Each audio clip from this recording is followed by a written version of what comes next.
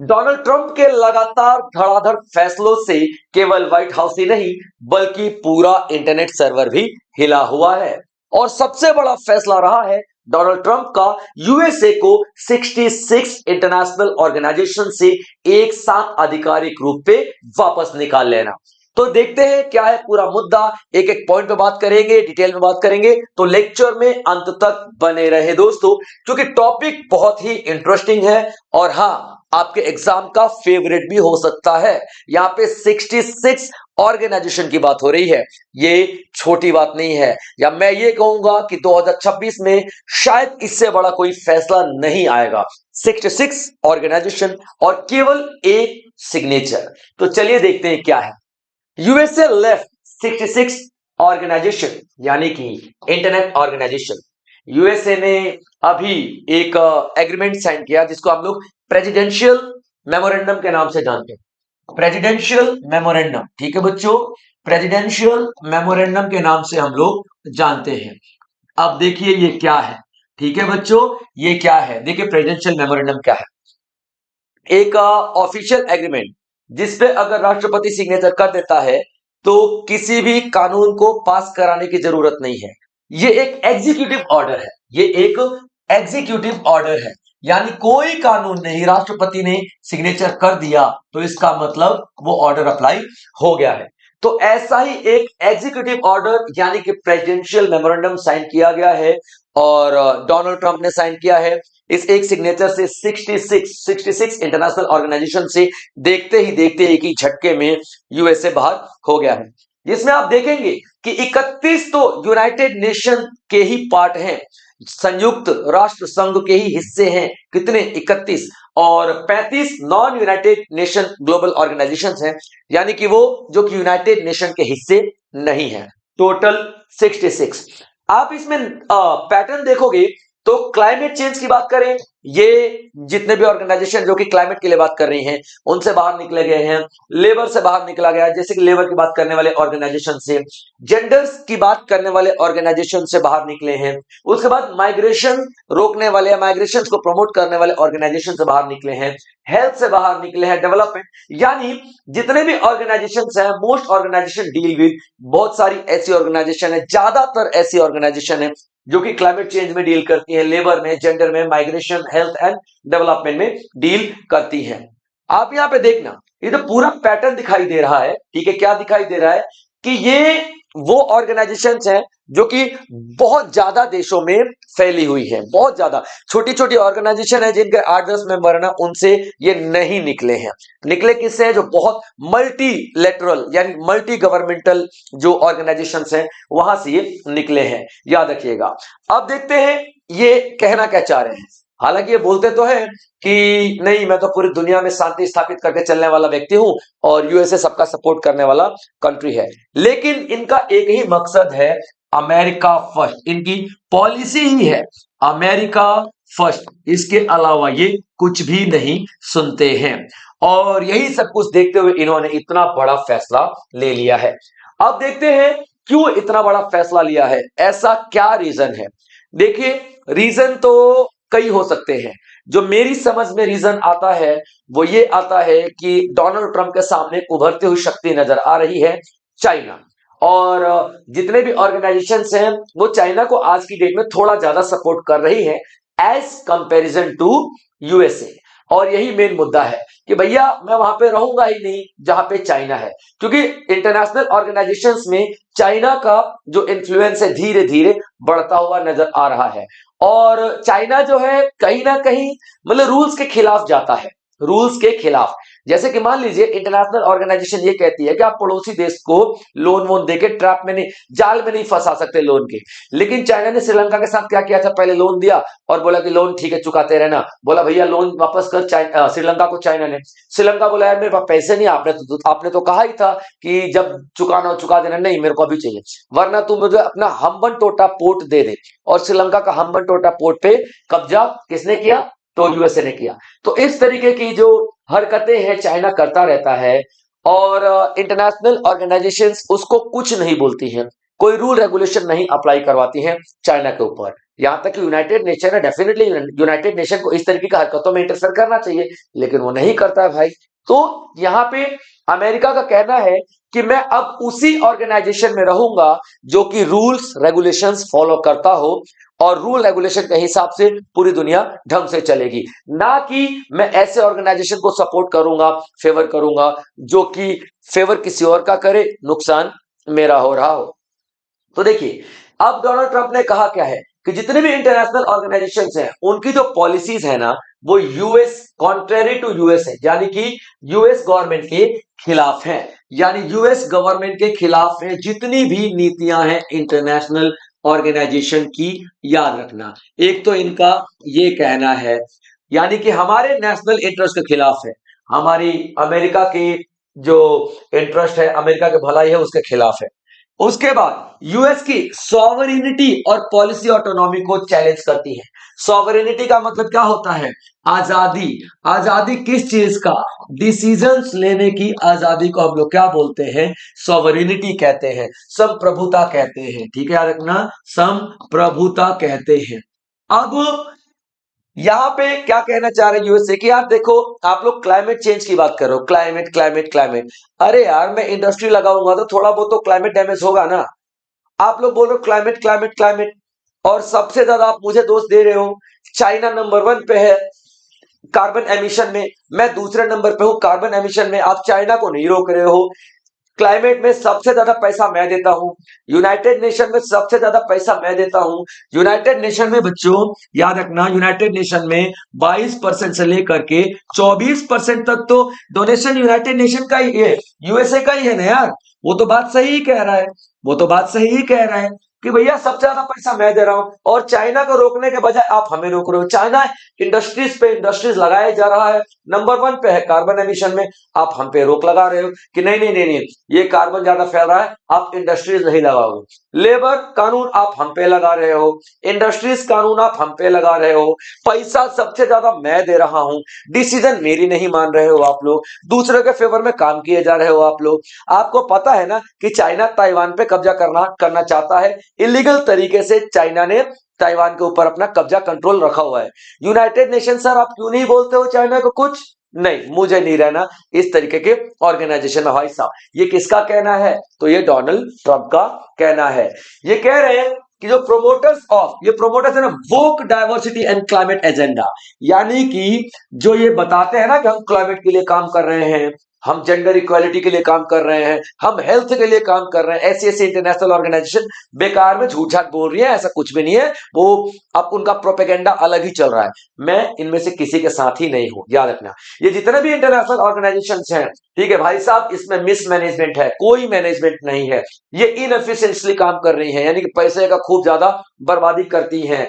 इनकी जो आइडियोलॉजी है ना बहुत भेदभाव वाली है, इनका जो सोचने का तरीका बहुत भेदभाव वाला है। किसी कंट्री को बहुत प्रेफरेंस देते हैं, किसी कंट्री को प्रेफरेंस नहीं देते हैं भाई साहब। ये मैं नहीं इन लोगों के साथ हूं। Wasteful use of US tax payers पैसा, भाई जो 22-24% में आपको पैसा देता हूं ना यूनाइटेड नेशन, वो अमेरिका के टैक्स पेयर्स का पैसा है, अधिकार नहीं है आप लोगों का। मैं फिर भी इसलिए पे करता हूं कि चलो ठीक है, दुनिया की भलाई की बात है, लेकिन यार आप लोग मिसमैनेजमेंट कर रहे हो, पैसा बर्बाद कर रहे हो, जो डिसीजन लेना चाहिए वो डिसीजन ले नहीं रहे हो, तो मैं आप लोगों के साथ कैसे रहूं? नहीं, मुझे नहीं आप लोगों के साथ आना। अब ये सब तो कह रहे हैं कौन? ट्रंप साहब कह रहे हैं, है ना, कौन? ट्रंप साहब। लेकिन यहां पे मुद्दा क्या दिखाई दे रहा है दूर से देखो तो, कि वो चाइना को काउंटर करना चाहते हैं, counter China only in select standard setting body, not broad cooperation. अभी देखिए, ये इनका टारगेट क्या आ रहा है, ठीक है, स्ट्रेटेजिक इंटेंट क्या है इनका? चाइना को कंट्रोल करो, चाइना को रोकना इनका मेन मकसद है। बता तो बहुत कुछ रहे हैं, लेकिन चाइना को रोकना इनका मेन मकसद है। अभी देखिए, जो इंटरनेशनल ऑर्गेनाइजेशन है कुछ रूल रेगुलेशन से चलती है ना, लेकिन चाइना एक अलग ही स्टैंडर्ड सेट कर रहा है। तो यहाँ पे यूएसए क्या बोल रहा है कि देखो भैया, हम चाइना जो अपना अलग से स्टैंडर्ड सेट कर रहा है कि भाई उस पर कब्जा करो, उस पर कब्जा, मतलब ये पूरा एक रूल रेगुलेशन के खिलाफ जाके स्टैंडर्ड सेट करने वाली बात है। तो यहाँ पे क्या कर रहा है कि भैया मैं चाहता हूं कि भाई चाइना को रोक लो। तो यहाँ पे आप देखो स्ट्रेटेजिक इंटेंट क्या, कि काउंटर चाइना ओनली इन सिलेक्टिव स्टैंडर्ड सेटिंग बॉडीज। ठीक है, याद रखना, मैं वहीं पर जाऊंगा। ये पूरे सेंटेंस का मतलब वही है, ये है कि मैं वहीं पर जाऊंगा, उन्हीं ऑर्गेनाइजेशंस में रहूंगा जो रूल रेगुलेशन से काम करेंगी। मैं उनमें बिल्कुल भी नहीं जाऊंगा जहां पे चाइना अपने मर्जी से ही कंट्रोल कर रहा है, अपनी मर्जी से स्टैंडर्ड सेट कर रहा है, अपनी मर्जी से ही काम कर रहा है, मैं वहां पे बिल्कुल भी नहीं जाऊंगा। ये कहना है डोनाल्ड ट्रंप का।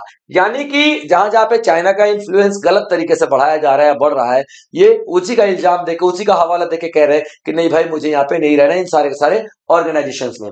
अभी देखिए ट्रंप क्या कह रहे हैं कि भैया I have considered the secretary of state, मैंने अमेरिका के सेक्रेटरी ऑफ स्टेट का पूरा स्टेटमेंट पढ़ा है सर, और स्टेटमेंट पढ़ा और रिपोर्ट पढ़ा है। वो क्या बता रही है, सब कुछ पढ़ने के बाद मुझे क्या पता चल रहा है, जो मेरी कैबिनेट ने मुझे बताया क्या पता चल रहा है, मैंने सब कुछ देखा, एक चीज डिटरमाइन किया, दैट इट इज कॉन्ट्रेरी, खिलाफ है, to the interest of the United States. जो भी हम इंटरनेशनल ऑर्गेनाइजेशन के साथ डील कर रहे थे अभी तक, वो यूनाइटेड स्टेट्स के इंटरेस्ट के कॉन्ट्रेरी है, यानी कि खिलाफ है। Okay, to remain a member, और अगर मैं मेंबर रह रहा हूं या फिर पार्टिसिपेट कर रहा हूं उन ऑर्गेनाइजेशन में, या फिर कोई भी ऐसा प्रोवाइड कर रहा हूं, उनको प्रोविडेंस प्रोवाइड कर रहा हूं, सपोर्ट दे रहा हूं, पैसा रुपया सब कुछ जो कुछ भी दे रहा हूं इन ऑर्गेनाइजेशंस को, तो भैया वो मेरे लिए वेस्टफुल है, क्योंकि ये सब भेदभाव वाला गेम कर रही है। और ये प्रेसिडेंशियल मेमोरेंडम जो मैं आप लोगों को बता रहा था ना, एग्रीमेंट, उस पर इन्होंने, डोनाल्ड ट्रंप साहब ने सिग्नेचर मार दिया है, और इसी के साथ 66 ऑर्गेनाइजेशन से बाहर आ चुके हैं। ये कुछ देखिए 66 के नाम तो मैं आप लोगों के पास नहीं लेकर के आया हूं, लेकिन हाँ कुछ ऐसे इंपॉर्टेंट नाम है जो मुझे लगा कि आप लोगों को बता देना चाहिए। ठीक है, सबसे पहले देखिए जो क्लाइमेट के लिए काम करने वाला United nation framework convention on climate change, ये आप देखना। उसके बाद inter governmental panel on the climate change, IPCC, ये आप याद रखना। उसके बाद यूएन पॉपुलेशन फंड, यूएनएफपीए, याद रखना। ठीक है, United Nation women, UN women, United Nation human settlement program, UN habitat, United Nation human right council, UNHC, ये पहले निकल चुके हैं। यूनेस्को सेकेंड विड्रॉल, एक बार पहले भी निकले थे, फिर एंट्री किए, फिर दोबारा निकले हैं।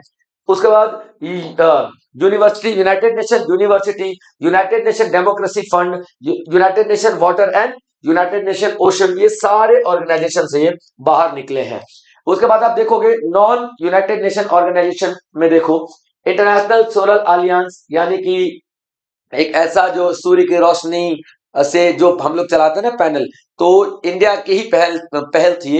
इंडिया ने कहा था कि चलो भैया हम अब एक ऐसा ग्रुप बना देते हैं जो कि सनलाइट से बिजली बनाने का काम करेगा, और एक दूसरे को हम लोग इस चीज में सपोर्ट करेंगे। तो इंटरनेशनल सोलर अलियंस इससे भी बाहर निकल गए भाई साहब। ठीक है, इंटरनेशनल रिन्यूएबल एनर्जी एजेंसी इससे भी बाहर निकल गए हैं। International union for conservation of nature, IUCN, आप लोग सुनते हो आईयूसीएन की ये लिस्ट एंडेंजर्ड होगी, ये प्रजाति खतरे में, आईयूसीएन वही है ये। 24/7 कार्बन फ्री एनर्जी कॉम्पैक्ट, ठीक है, energy renewable energy policy network, REN21, international cotton advisory committee, international tropical timber organization, global forum on migration and development, ये तमाम ऑर्गेनाइजेशन से ये बाहर निकले हुए हैं।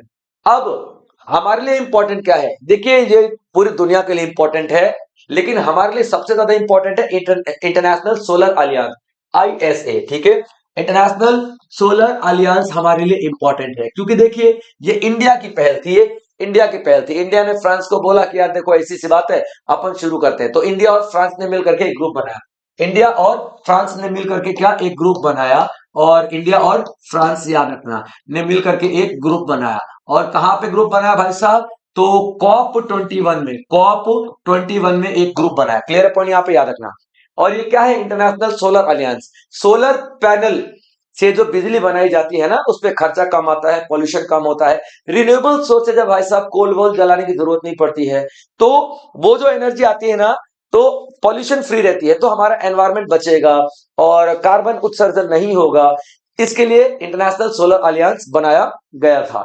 और 2015 में COP21 का मतलब होता है कॉन्फ्रेंस ऑफ पार्टी। ये एक ऐसा ग्रुप है जो कि क्लाइमेट के लिए काम करती है। और 21 का मतलब क्या है? 21th मीटिंग, ठीक है। ये कौन सम्मेलन है? एक दो तीसरा सम्मेलन, चौथा सम्मेलन। तो 21वां सम्मेलन हुआ था 2015 में, इसीलिए हम क्या बोलते हैं? COP21। COP21 में 2015 में फ्रांस और इंडिया ने मिलकर के ISA इंटरनेशनल सोलर अलियंस शुरू किया था। गुड़गांव हरियाणा में इसका आप लोग हेडक्वार्टर देखोगे। अब इसमें 120 ट्रॉपिकल कंट्रीज के मेंबर हैं। 120 ट्रॉपिकल कंट्रीज क्या होते हैं? जो ट्रॉपिक ऑफ कैंसर और ट्रॉपिक ऑफ कैप्रिकॉर्न के बीच में आते हैं, ठीक है। Tropic of cancer, tropic of capricorn के बीच में आते हैं, उससे हम लोग क्या बोलते हैं? 120 ट्रॉपिकल कंट्रीज। और उसके बाद 90 रेटिफाइड मेंबर्स आपको यहाँ पे दिखाई देंगे। यानी इतना बड़ा ऑर्गेनाइजेशन है कि तकरीबन पूरी दुनिया इसमें आप लोगों को दिखाई देगी।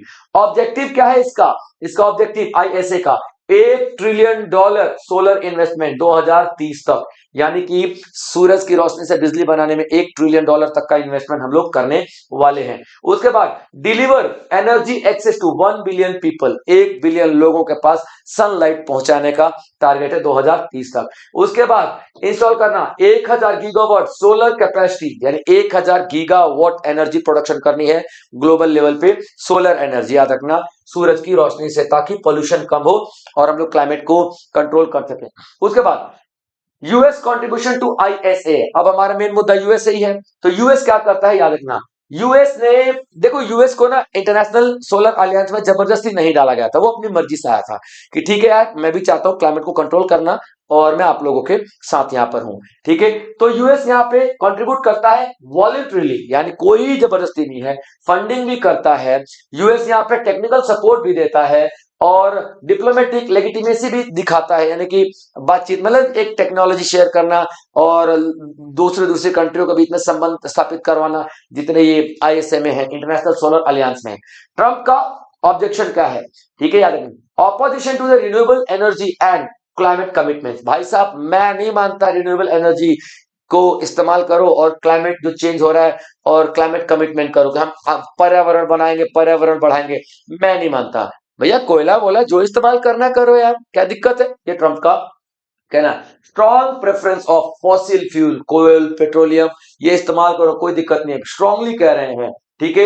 ये थर्मल पावर का इस्तेमाल करो, जितना इस्तेमाल करना भाई साहब, कोई कोई ऑब्जेक्शन नहीं है, इनको यहाँ पे याद रखना। ये क्या कह रहे हैं? Climate change repeatedly term as hoax. Climate change की जो बात लोग कर रहे हैं, पूरी दुनिया कर रही है, ये हॉक्स है, दिखावा है, झूठ है। कोई क्लाइमेट चेंज वगैरह की बात नहीं है, ठीक है। अगर क्लाइमेट चेंज करना है, सब कुछ छोड़ छाड़ के क्लाइमेट के लिए काम करने लग जाओ ना, ये सब क्या आप लोग बात कर रहे हो, ठीक है। तो ये डोनाल्ड ट्रंप बिल्कुल मानते ही नहीं है इंटरनेशनल सोलर अलियंस की इस पहल को। इंपैक्ट क्या होने वाला है? देखिए, यूएसए क्या कर रहा था? फंड दे रहा था, तो फंड में कमी आ जाएगी। अब फंड में अगर कमी आ जाएगी तो इन्वेस्टमेंट ठीक से नहीं हो पाएगी इंटरनेशनल सोलर अलियंस में। जो हमने टारगेट इतने बड़े बड़े लिए थे, उस टाइम पे यूएसए था, तो उसके पैसे भी अच्छे खासे आ जाते थे, तो हम लोग इन्वेस्टमेंट के लिए कॉन्फिडेंस में थे। इन्वेस्टर्स भी कॉन्फिडेंस में थे कि भैया अगर यूएसए है तो कहां ही डूबेगा, ये ग्रुप नहीं डूबेगा, तो वो भी इन्वेस्टमेंट करने लग गए थे। तो एक तो यूएसए से ही फंड कम आएगा, ऊपर से इन्वेस्टर्स का जो कॉन्फिडेंस है वो गिर जाएगा। टेक्नोलॉजिकल कोलैबोरेशन जो हो रही थी यूएसए के साथ, टेक्नोलॉजी हमको नहीं मिलेगी। तो कहीं ना कहीं आप देखो कि जो प्रोग्रेस जो है वो स्लो हो जाएगा काफी ज्यादा। जो सोलर प्रोजेक्ट है, काफी ज्यादा प्रोग्रेस स्लो हो जाएगा। अफ्रीका, लैटिन अमेरिका वाले वो जो देखो, लैटिन अमेरिका में बहुत सारे देश है जो कि इंटरनेशनल सोलर अलियंस के साथ काम कर रहे हैं, तो उनके क्षेत्र में बहुत ही कम प्रोसेस होगा, यानी प्रोसेस बहुत ही स्लो हो जाएगा। और ये लोग जो बिजली बनाने की बात कर रहे हैं, आने वाले 2030 तक एक टारगेट लेके बैठे हैं, वो टारगेट पूरा नहीं हो पाएगा। तो जो ग्लोबल पुश क्लीन एनर्जी हम लोग लेके चल रहे थे, क्लीन एनर्जी की तरफ जो ग्लोबल पुश था, वो कमजोर हो जाएगा। कि पूरी दुनिया लगी थी कि साफ सुथरी एनर्जी का इस्तेमाल करो, वो कमजोर हो जाएगा। अभी देखो, यूनाइटेड नेशन ने क्या किया है। देखो, ट्रंप ने जितने भी ऑर्गेनाइजेशन में से बाहर निकला है, आप यहां पे देखो, United nation framework convention on climate change, ये आपका। और उसके बाद आपका क्या आ जाएगा? ठीक है, IPCC, यानी कि inter government panel on climate change. ये तो क्लाइमेट की बात करना है। अभी तक मैंने आपको क्या बताया था, हर तरीके के ऑर्गेनाइजेशन निकला है, लेकिन क्लाइमेट के खिलाफ ज्यादा है। यानी कि United nation framework on convention on climate change 1992 में बनाया गया था। पेरिस एग्रीमेंट साइन किया गया था और सारे के सारे देशों ने कहा था कि हम अब जो भी पॉलिसी बनाएंगे अपने अपने देशों में तो हम क्लाइमेट को ध्यान में रख के बनाएंगे। और ग्लोबल क्लाइमेट फाइनेंस मैकेनिज्म यानी पूरी दुनिया मिलकर के फाइनेंस कलेक्ट करेगी और हम लोग डेवलपिंग नेशंस को, अंडर डेवलप्ड नेशंस को फाइनेंस प्रोवाइड करेंगे ताकि वो ज्यादा से ज्यादा क्लाइमेट को बचाने का काम करें। यूएस जो है, ठीक है, only major country outside UNFCCC, ठीक है, यूएस बहुत बड़ा एक कंट्रीब्यूटर अभी तक का रहा है। तो जैसे ही यूएस निकल जाता है तो एक्सपर्ट्स क्या कहते हैं भाई, याद रखना, एक तो आपको दिखाई देगा चाइना नंबर 1 पे जो कि कार्बन एमिट करता है और दूसरे नंबर पे आप देखोगे यूएसए जो कि कार्बन एमिट करता है। तो अगर ये इस कॉन्फ्रेंस से, क्लाइमेट वाले कॉन्फ्रेंस से यूएसए निकल ही गया तो डेफिनेटली वो इसके रूल रेगुलेशन क्यों मानेगा। तो ये अभी सेकंड रैंक पे है, जबकि रोकने के बाद सेकंड रैंक पे, इसके रूल रेगुलेशन मानने के बाद सेकंड रैंक पे है। ये जैसे ही बाहर निकलेगा किसी के काहे में नहीं आएगा, एकदम खुले सांड की तरह हो जाएगा, इतना ज्यादा कार्बन ये एमिट करेगा। तो देख एक्सपर्ट कह रहे हैं खतरनाक है भाई इसका निकलना, vehicles global emission reduction efforts. हम लोग ग्लोबल लेवल पे कार्बन को कम करने का एफर्ट जो चला रहे हैं ना वो अपने आप कमजोर हो जाएगा, क्योंकि यहाँ पे डोनाल्ड ट्रंप नहीं मानेगा, इंडस्ट्री धक्का चलेंगी।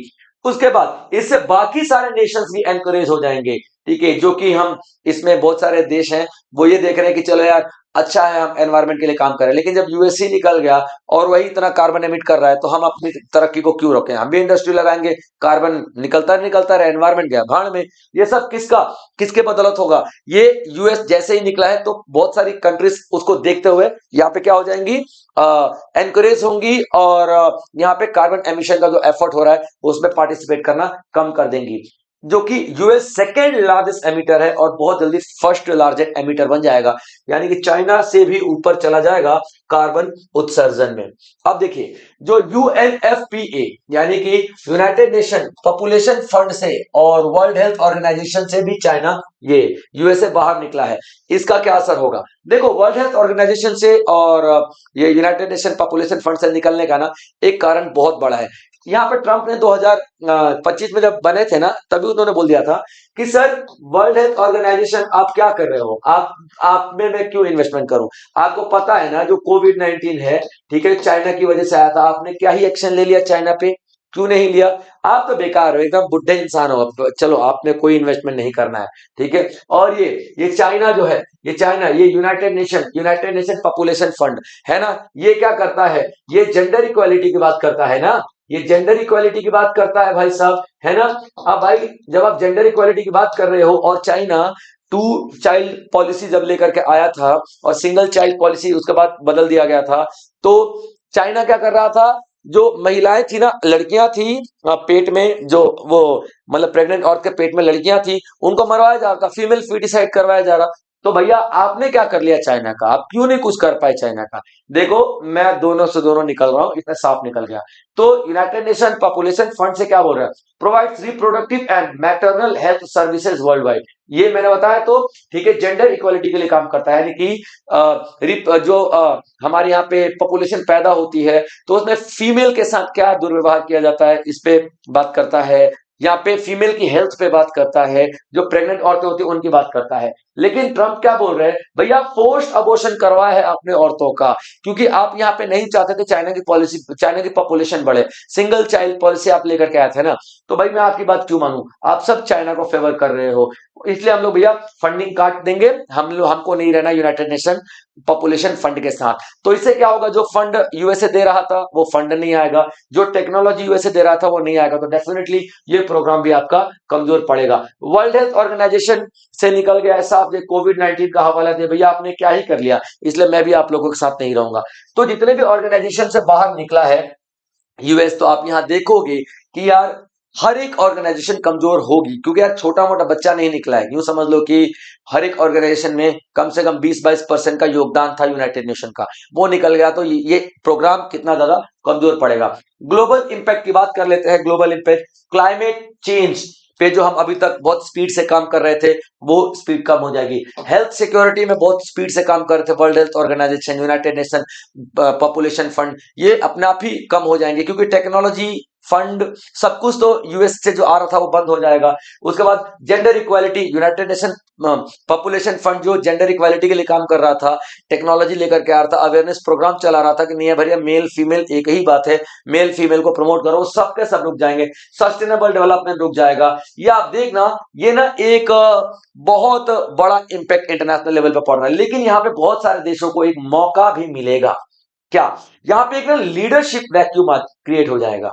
एक इतना बड़ा लीडर यहां बैठा था और वो यहां से चला गया, तो ये स्पेस हो जाएगी खाली। इसका फायदा यानी कि इन सारे ऑर्गेनाइजेशन में लीडर के रूप में कौन था? यूएसए था। अब लीडर के रूप में किसको देखा जा रहा है? या तो यूरोपियन यूनियन को या तो चाइना को देखा जा रहा है। At the same time Bharat भी अपना दावा कर रहा है कि मैं भी तो ग्लोबल लीडर हूं, मैं भी तो ग्लोबल साउथ की आवाज बन रहा हूं। लेकिन सर अगर ग्लोबल साउथ की आवाज इंडिया बन रहा है तो वेनेजुएला के मामले में क्यों नहीं उसकी आवाज बन रहे हो? वो भी तो ग्लोबल साउथ ही है। ये सारे सवाल इंटरनेशनल लेवल पे उठाए जाएंगे। तो आप देखोगे एक तरफ जैसे ही विड्रॉ किया गया है, जैसे विड्रॉ किया गया है यूएसए के द्वारा, वैसे ही एक पूरा वैक्यूम हो गया, वो सीट खाली हो चुकी है। अब उस सीट के लिए लड़ाई होगी, घमासान होगा देखना। और ये इकोनॉमिक वॉर है। इंटरनेशनल ऑर्गेनाइजेशंस का तो नुकसान हो ही रहा है, क्लाइमेट का नुकसान हो ही रहा है, पॉपुलेशन का नुकसान हो ही रहा है, हेल्थ का नुकसान हो ही रहा है, एनर्जी का नुकसान हो ही रहा है। लेकिन यहां पे एक